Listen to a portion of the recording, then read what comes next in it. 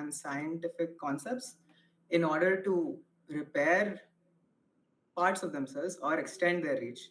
And of course, where does one get this? Where did I get this inspiration from? It's from movies and shows, of course. Like many other engineers, I believe. There's Iron Man, of course, and there's this show called Cyberpunk. So in both these uh, movies, in both these media, we see people who are using technology, or in this case, human machine interfaces, in order to extend their control over technology. And in that way, they can do more. So I've been a fan of Iron Man since a very long time, and I used to do these things, make like helmets, and then the interest has been going on.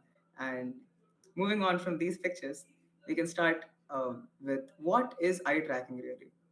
Now, eye tracking systems, well, measure the eye position and eye movement, and see where the person is really looking at. Now, the means to do this vary from optical means to electric means. Optical means such as means include where one shines a light on your eye, on the eyes, and the reflection of the light has the data in it, which can be picked up by either cameras or sensors, and the latter of which I have used in order to figure out where the eye is looking at. There's also electric means where one senses voltage changes by using sensors again, uh, which are placed around the eyes to measure muscle contractions. So whenever there is a muscle contraction, there is a voltage difference. And well, this is a little extra information, but electrooculography uses the dipole nature of the eye, where the forward part of the eye is positively charged, and the back side of the eye is negatively charged. This slight difference and also the muscle actuations help you detect eye movement. But that's not what we are Uh, talking about. Abhigyan, sorry for Little, interrupting. Are you presenting anything? yes, yes. Can you not see Can my you share? screen? No, we can't see the screen. Oh, my bad, my bad. Wait, that's kind of weird. Sorry for that. Sorry for that. I will quickly just show what I was seeing. Okay, my bad. I thought I had shared my screen. Yeah, that's okay. Okay, yes. Yeah, perfect. So, quickly going through what I was actually showing here.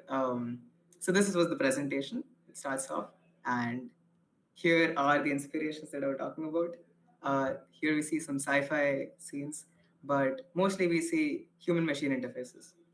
Moving on, this was something that I used to do. I used to arts and crafts, technology. This was my whole thing growing up. So I've been interested in this for a while. And yes, so this is where we are at right now. What can eye tracking really measure is the question. So it can measure fixation points around a screen or like of your eyes. These are places where the eye is momentarily still and focuses on something.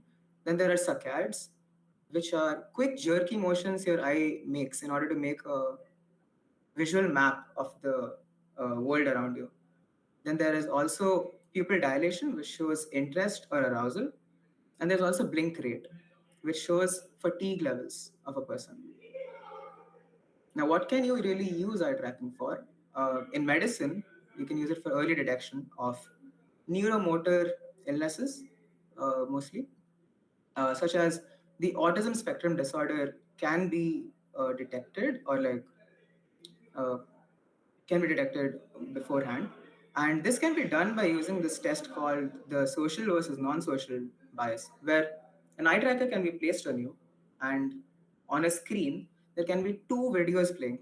Now, one of those videos could be is that of a person talking, and another one is that of a top spinning or a toy moving around. Essentially, neurotypical individuals tend to focus more on the eyes and the mouth of the talking individual, while people with ASD have preference for geometric patterns and mechanical motions of toys. In case of Parkinson's disease, we see slower saccades, which are slower movements of the eye, of those quick movements, those have now slowed down. And there's also undershooting of these movements. So people make jerky movements and then they make a quick correction to those. And there's also a lack of smooth pursuit, which is when a person looks at a moving object, and the eye can, for a neurotypical person, the eye tends to smoothly move across uh, their, the eyeballs tend to smoothly move, while in case of the Parkinson's disease, there is a jerky movement of the eye. And in case of Alzheimer's disease, we see that the eye tends to look at flickering light sources, and there is a lack of inhibition to look away from them. So if you have a fixation, if you have a target away from a flickering source of light, people tend to look back at the light source. So these are ways in which you can use the eye tracker to, well, detect uh, illnesses beforehand. Moving on, assistive technologies. Now, these are really cool. So, people with ALS or locked in syndrome or well, high level spinal cord injuries, they don't have access to their limbs and they are unable to do a lot of things that we are able to do. So, eye tracking is a way in which one can control technology, as we saw in the start. In this case, we can see a video of a person typing with only his gaze. So, gaze tracking is a very interesting thing. So, I read up on it. Um, you can control the clicking of an object by a few means. The most popular ones are by adding a delay timer. So when uh, a person looks at something, there's a 0.5 second or a 1 second timer which begins, and they can fixate on that in order to select it, or they can blink, or they can breathe. There can be whichever independent variables that a person has access to in their case can be used for different controls, and all of these come together to help the person communicate. This gives patients a lot of autonomy to help them communicate, to help them turn on lights, control the room temperature, whatever it may be. Something else which is interesting is that in movies and in other media, you might have seen that people with locked in syndrome or like paralyzed people tend to have access to their eyes only. Uh, Now, why is that? So I read up on that, and turns out that just like the heart muscles, well, not the same thing, but just like the heart muscles, the eye muscles too work overtime. So they work while we're awake, and of course, they also work while we are sleeping, as in REM motions, rapid eye movements when you're sleeping. So these eye muscles are pretty resilient, and they have uh, resilience to calcium excitotoxicity, which is something which happens when nerves start dying due to uh, the neuromotor illnesses that we're talking about here. And they also have a high metabolic rate. And the nervous control that they have, as in one nerve connects to how many muscles. For the eye, that is a very small ratio, as in one nerve connects to only a few bundles of muscles in the eye, as opposed to one to hundreds in our limbs. So this gives the eye an extra degree of resilience. Uh, and this also is limited to the y-axis, which is another interesting thing. You can't, the parts of the brain which control horizontal motion, in many cases, is deprecated.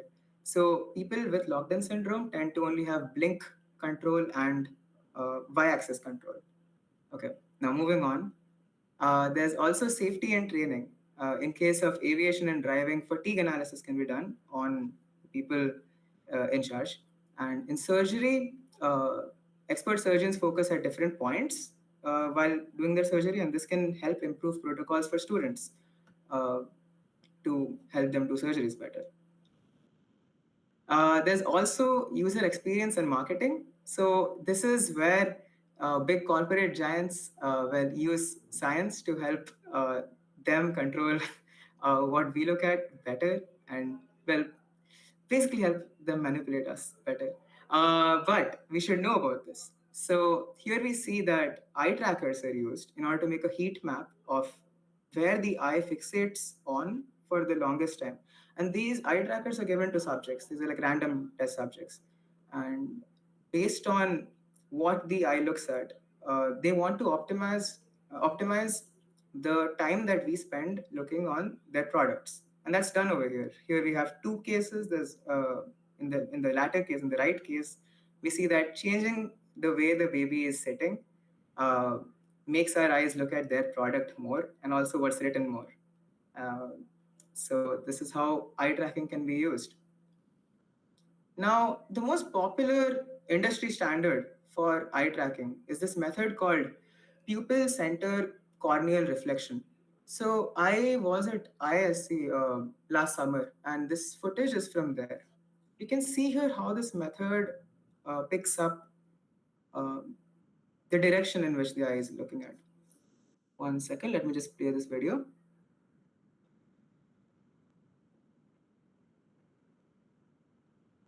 Also, feel free to ask me questions from time to time or keep it for the end. Anything works. So, in this video, we see the pupil in the center is a big circle which is highlighted, and then there's a little small circle right beside it. What PCCR does is it creates a vector which starts from the pupil and points towards the glint, and this vector can then be well, you can calibrate your eye tracking by using this vector, by making people look in at different points on the screen uh, and correlating that to the value of the vector. So this is how PCCR works, by using the pupil and the glint. And these are some industry standard PCCR based eye tracking tools where we have some important parts to them. So they have a camera which is infrared capable and which also is capable of a very high frame rate based on the application, of course. There's also a connection to a computer. Now, this is required because feature extraction is a very complex task. One must first find out which parts of the uh, eye, sorry, which part of the pupil is actually present and visible to the camera, and then also the same for the glint. And for running these gaze estimation models, there needs to be a connection to a computer. So these two things are pretty prevalent in case of all these products. And here I have put two products that I came across, which were industry standard. First one is that of this eye tracker by Pupil Labs, which is capable of 200 frames per second, which is really good for research cases. And then there is this eye tracker by Kekshu Robotics, uh, which is also which is capable of 40 frames per second. Now, the costs of these devices uh, are really high. For the eye tracker on the left, it is 6,250 euros, which is around 6.8 lakh rupees. On the right side, it's much cheaper at 800 euros or 85,000 rupees. Uh, Pretty expensive, is what we see. These were the wearable types of eye trackers, and for PCCR based remote eye trackers, we have this eye tracker by Toby. Now, this has a frame rate of 60 hertz and is priced at $3,300. All of these are research grade, of course, they're not consumer eye trackers, but we get a ballpark figure of how expensive they are. Uh, Moving on, the opportunity for me to work was at the University of Hyderabad, where I was in touch with a professor, Joby Joseph, sir, and I was bored in the winter and I wanted to do something, and I asked him if I could. So he asked me to come over, and uh, well, that's where it began. I have worked for a cumulative of 10 days actually, because in between classes, I sometimes go back home, and it's only then that I can cycle to Central University. I live in Hyderabad, so I can cycle to Central University, and then I work there and come back in the evening. So in the winter break too, I had some other commitments. So the project is in its early days. Moving on, this is the workbench that I work on, and this is where I learned soldering. Really cool stuff. Now, aims for my eye tracker were that it should be lightweight so that it can be wearable, as opposed to cheaper ones. Mostly cheap eye trackers are these webcam based eye trackers, which are modified webcams, which are infrared capable. Now, the issue with those is that as they are cheap webcams, they don't have a high frame rate, and also you keep them on the floor somewhere, like on the table somewhere. And the issue with that is if it's not a high resolution webcam, you can't really see the minute movements of the eye. Um, Also, it should have less onboard computing as that increases cost and weight and power draw as well. Further, if it's efficient, that's better. It gets a longer battery life. And also, if it can be something new, that would be a major plus point, as the current meta is using a camera. And if there can be some new developments, that would be pretty nice. So this is well, Mark 1. I wanted to test if this idea would work. So you can see those LEDs placed there. The interesting part about LEDs is that they don't only uh, produce light, but they can also produce voltage. If you have a light pointing at them, just like every other solar panel ever. Just that it's really bad at doing it, but I didn't want to use light sensors just yet. So I plugged up a bunch of LEDs, infrared capable LEDs, to frame, a cardboard frame that I had made, and plug that to the analog input of an Arduino Uno, and that to a laptop. Now there was a light source pointing at my face, and yes, this is how it works. I think yes, this is. I was playing around with the location of the LEDs. And the second case, I've put all of it on one eye because I thought, okay, keeping another eye free would let. I mean, I don't need to have obstructions in both my fields of view. One of them is probably enough. The other one can still see things, and both eye move in sync, so that's a plus point. I just need to track one eye. Uh, Now, how it works is that we have an infrared light source, which is just the same LEDs that I have placed near my eyes, placed on the source, and they blast a very bright beam of infrared light, which is at around 940 nanometers. This is near infrared light, so you can see a dim red glow on the lights. This points towards your face, and the reflected light is now taken in by the photo voltaic uh, sensors, the LEDs in the photovoltaic mode. And how this works is that based on the reflection of your iris and that of your sclera, you can make measurements.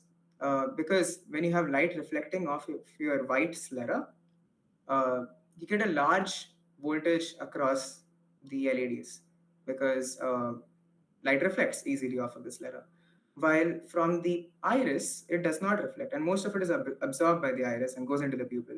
So you see a dip in voltage. So here we see that this produces a four value vector that can then be mapped to a coordinate plane.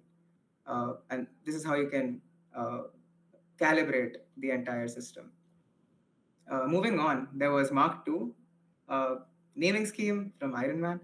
So this uses the same technology from before, but on a sturdier frame. And on the right side, you can see that this is the LED matrix I was talking about. So this blasts the light towards my face, and then that is reflected off of my eyes and falls onto these LEDs. The stronger frame helps me tweak the LEDs by minute amounts, um, which you need to because light is not reflecting off of your eyes to these LEDs at optimal amounts when they're like you have to basically keep tweaking it around to get a good signal out of it. Is what I'm trying to say. And finally, I thought I could upgrade this a little more. So we have Mark III, where we have the most upgrades. So I uh, did away with the Arduino and I used a Raspberry Pi Zero as the chip to compute things. This is vastly overpowered. You do not need something this powerful for just eye tracking. Uh, I mean, that's the future plans to keep something less powerful. But in this case, the Pi Zero can host a website, which is its way of uh, showing data, right? So wirelessly. So it hosts a website showing the live serial plot, which is a live stream of the signals from all these sensors. And I have put sensors now, not just LEDs, because I realized that this idea might just work. So I used BPW34 light sensors, and these have a variation in sensitivity. They're not infrared only sensors. They're visible sensors as well, visible light sensors as well. But they have a peak in absorption at the perfect point, which is the near infrared region. So I've used them. And as they also see visible light, I realized that okay, I need a light source which is very bright, which outshines every other light source in the room. Thus, I put the infrared light not on a point on the table, not on a matrix on the table, but on the eyewear itself, which is how most eye trackers also uh, have their illumination, which is inside or around the eyes on the frame. So this is what I did as well. And yeah, we can now look at the data that I got out of it. So courtesy to Joby sir to help me scale the data and then fit it properly. But here we see that in the upper plot, now what are these plots? So in the upper plot, we have four signals which are color coded as four colors. Uh, the signals are from the four sensors. Uh, this makes more sense when we look at it from the second plot, which is basically the left and the right signals, the difference of the left and the right signals, and which is the which is the green line over here in the lower plot. This is the difference of the left and the right signals to produce an uh, x-axis signal. And there's also the red signal over here, which is the difference of the up and down signals. I'm sorry, I just can't see my mouse. Yeah, so this is the red signal over here. Now, these are two signals, sure. So what are these blue and orange lines? I have basically made highlighting or like circles which light up on different parts of the screen so as to make a correlation between the signal that the sensors receive and what the laptop shows or where my eye looks at. These pointers on the screen look somewhat like this. So how I calibrated or like how I recorded this data is by lighting up uh, in the sequence as shown. So one, two, three, and then so on. So these circles lit up on the screen, and then my eye looked at them. And the lighting up part is the blue line, and the green line is how my eye moved. So why I did all of this is to see if the arrangement even works. If it is actually getting data which is can be mapped from my eyes to the display, because everybody had been using cameras so far, so maybe sensors might not work, but as the data shows here, it is mapping pretty well. The green line maps with the blue line over here somewhat very well. And this is raw data, so we can filter this, we can denoise this, and make this even better. And there's the red line, which also maps somewhat well. So this proves that the eye tracker, well, it works. So moving on, the future aims for this project are to use an ESP32 as the main microcontroller and not a Raspberry Pi.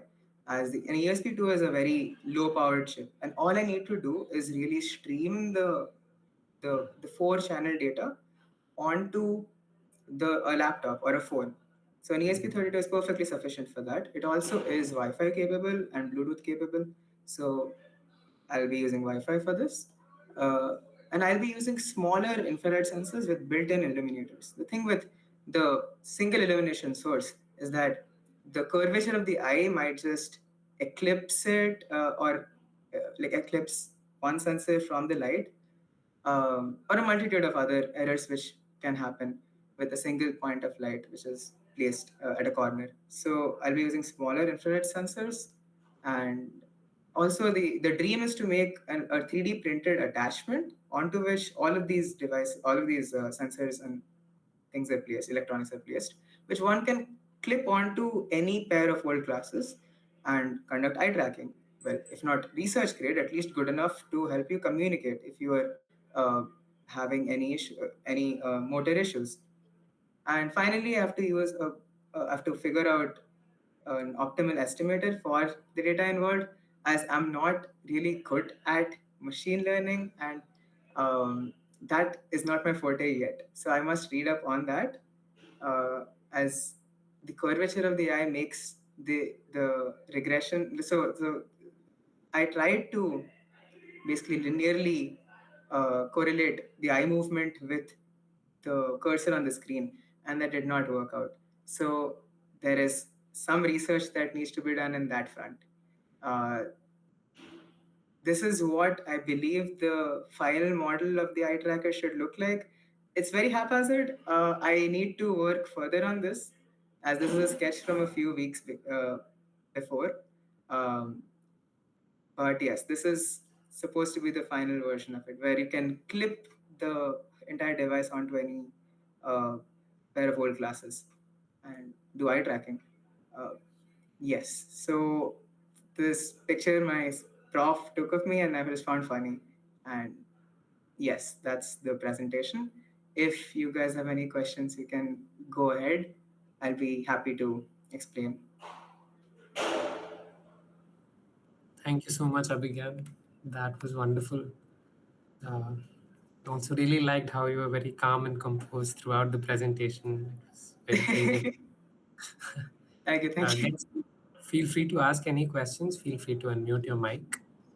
It would also be great if you could turn on your camera as well, asking the questions.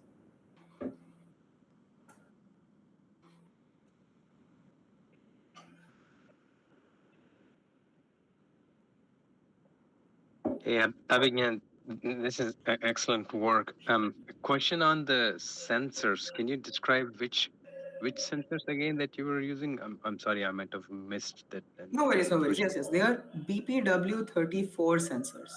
So it's these ones. They're really small. One second. How can I zoom into? Yeah. Oops.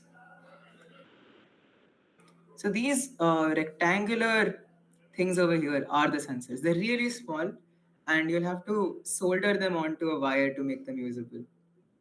The wires coming out from the sensor are really small. okay, They're thanks. Yeah. BPW34 sensors. Okay, cool. Thank you. No, Nice work, by the way. Great work. thank you so much. Thank you so much.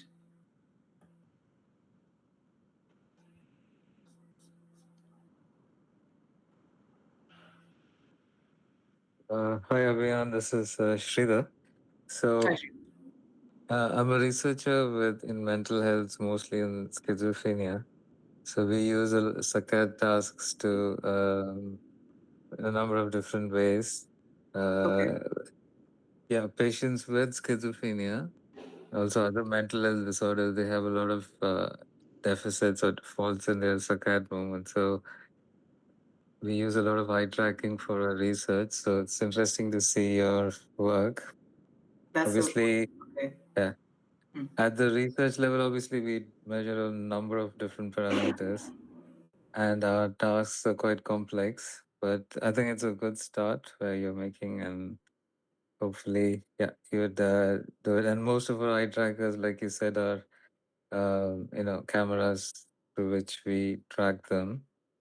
Hmm. Uh, One very important place to probably test your device would be in a place where they do a lot of mental health research, because it's standard practice there to because most of the subjects that you would do would be normal human subjects. Hmm. So if you want to see where the deficits lie, then an institute which does mental health research in Hyderabad could be a good place to go and also, look at the other patterns that you want to pick up. Okay. Okay, but otherwise, yeah, good work. Keep it up and all the best. Yeah, thanks. Thank you so much for your advice.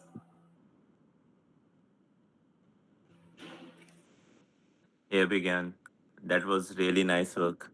And Thank you so much. I am just congratulating you, whatever you have done, and all the very best for exploring more. There are so much of more area is yet to explore, even in terms of mental health. You were talking about the autism and Parkinson's.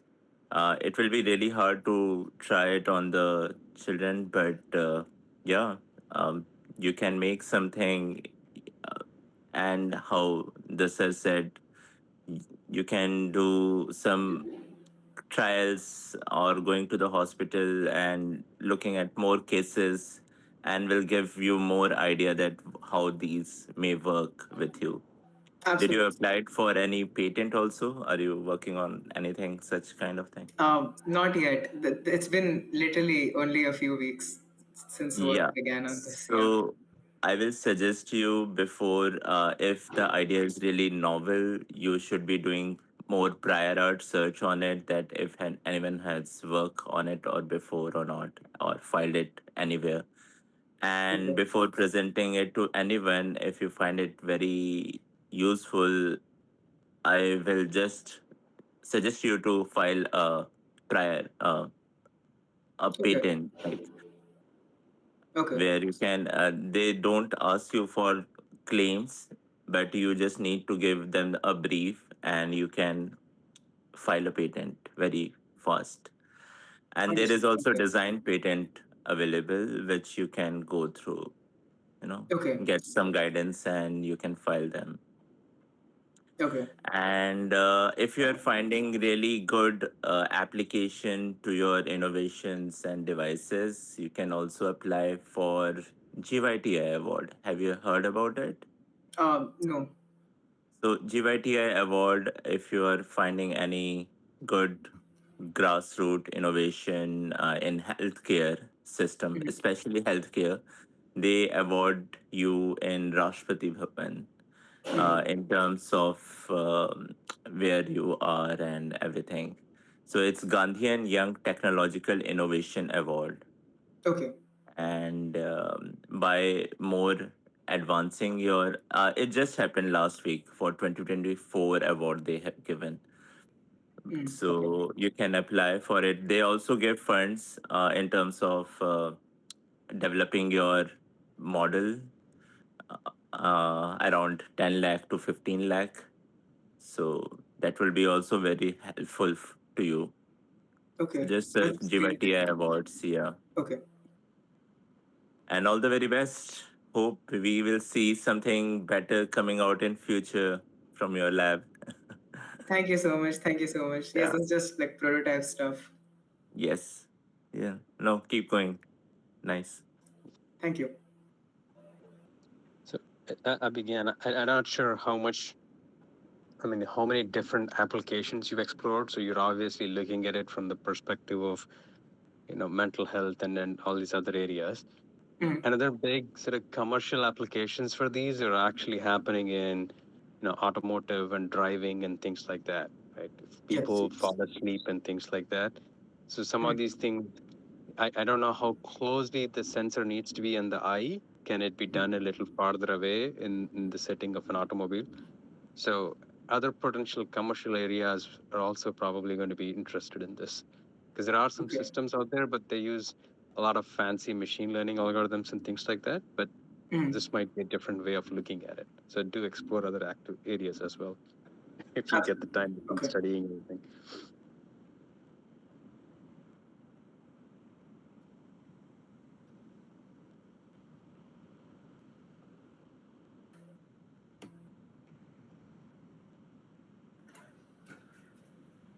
Guys, do we have any more questions for Abhigyan? In that case, I think it would be right to conclude today's meet. Thank you so much, everyone, for joining, and thank you so much, Abhigyan, for taking the time and making such a wonderful presentation. No, it was a Looking, pleasure to present. looking Thank you so forward much. for what's going to come up with this. Thank you so much, everyone. Thank you for joining. Yes, we should conclude the session. Cool. Bye bye. Thank you, Rishi. Have a great day. Bye bye.